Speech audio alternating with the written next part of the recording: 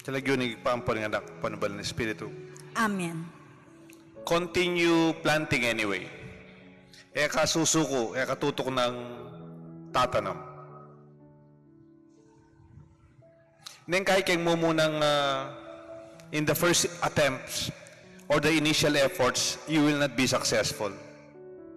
Pwedeng mumunahan mong pamananam, tinod ka rin mabato, ditak mo yung kabun,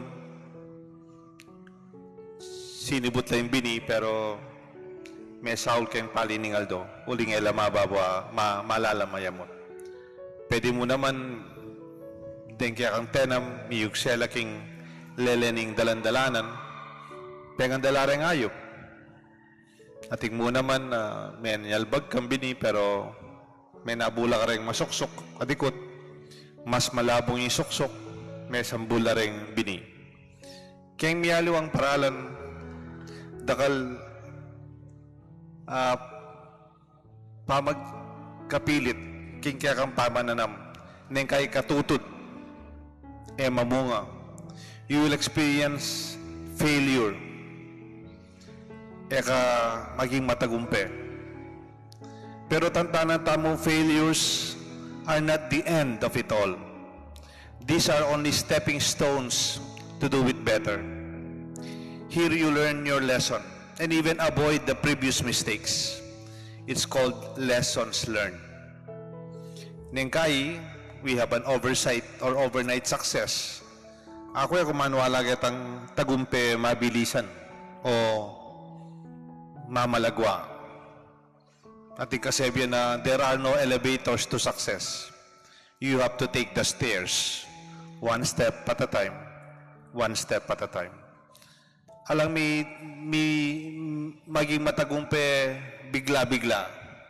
Pwede kang tumod sweepstake, bigla-bigla ito. O loto. Bigla kang tumod bilan milyon. Pero dakal ko dindam tinud loto, tinalan ng milyon-milyon. Uling elasan tatalang perang milyon-milyon. May walala rin. O may siralabi.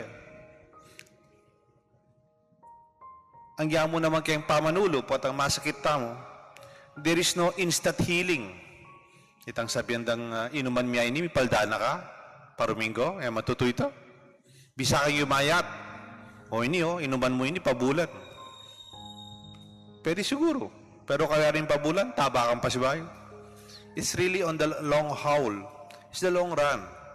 There is no shortcut to happiness or quick fix to a relationship or hack your way to heaven.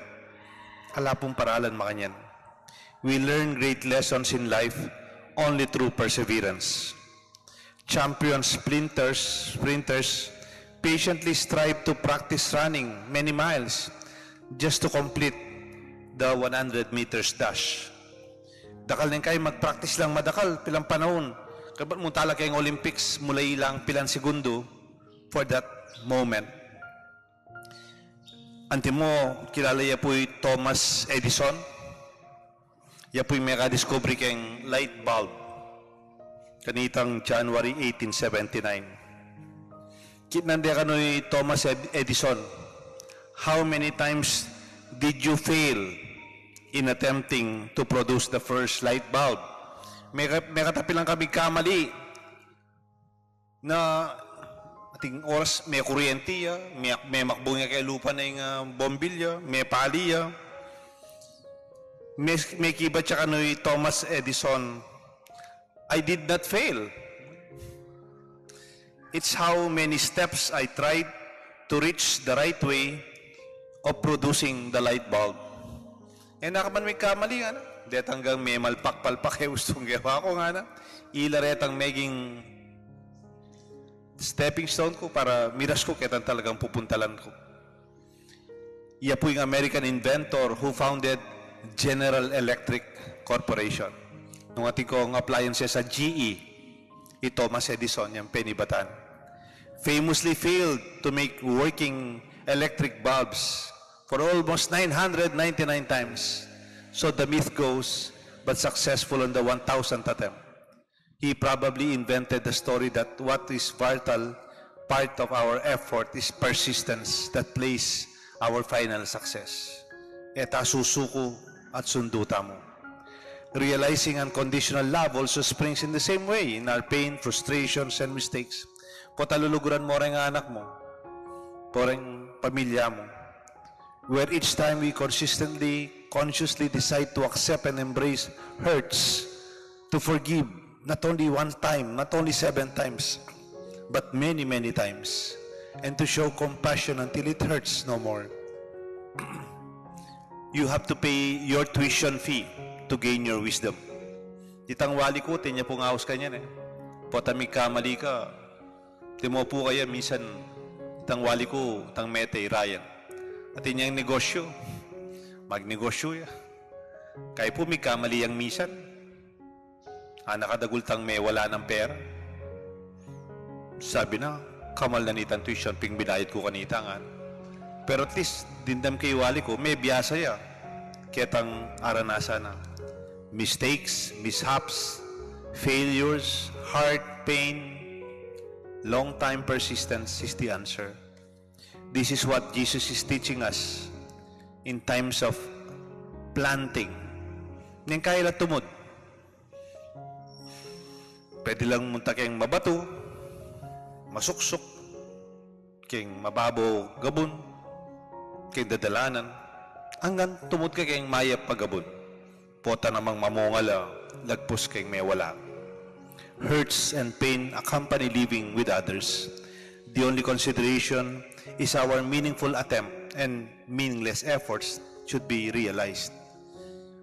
The many attempts to reach out in loving wholeness and eventually holiness.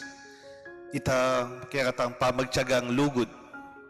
Ita kaya katang pamagtyagang manintunan, mag-aral, deta, paralan lang naman ng kabanalan.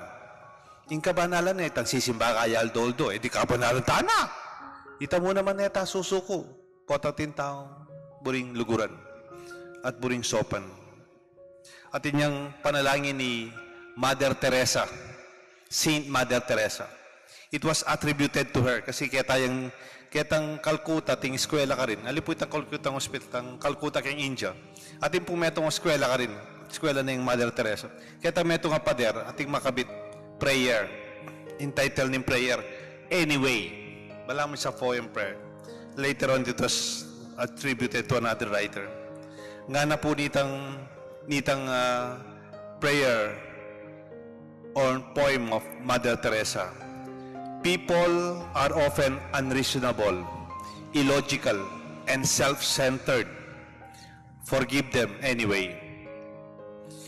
If you are kind, people may accuse you of selfish, ulterior motives.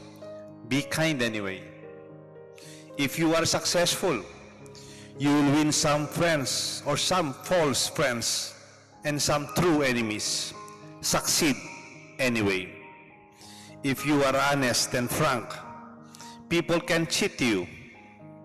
Be honest, and be frank anyway. If you spend years building, someone can destroy it overnight. Build anyway. If you send serenity and you find happiness, they may be jealous. Be happy anyway. The good you do today, people will forget it tomorrow. Do good anyway. Give the world the best you have. It may never be enough. Give the world the best you've got anyway. You see, in the final analysis, it's really between you and your God, not between them anyway. May God bless us all, the Father, the Son, and the Holy Spirit. Amen.